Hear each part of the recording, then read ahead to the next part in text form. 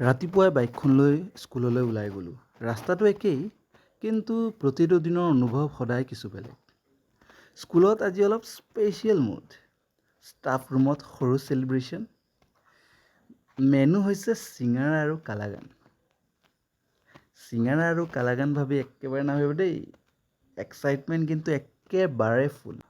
পিছে চিঙাৰা খোৱা হৈ গ'ল, কাৰণটোহে নক'ল। পাৰ্টিটো দিছে আমাৰ হেড ছাৰে। ছাৰে কিনিছে নতুন গাড়ী।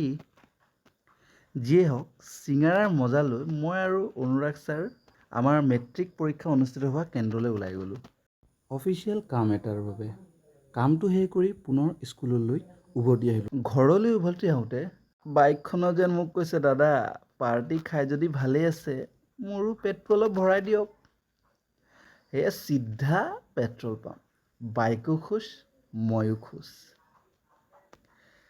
তাৰপিছত দিনটোৰ শেষ চেপ্টাৰ। জিম, মোৰ ফেভৰেট পাৰ্ট।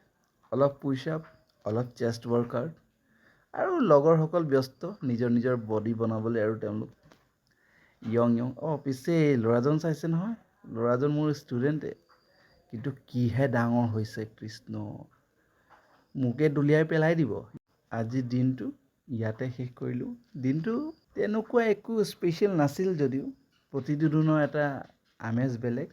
ঠিক এনেকুৱা যদি আৰু ব্লগ চাব বিচাৰে, যোৱা ভিডিঅ'টো কৈছোঁ, এইটো ভিডিঅ'টো ক'ম, চেনেলটো লাইক, শ্বেয়াৰ আৰু ছাবস্ক্ৰাইব কৰি দিব। ধন্যবাদ।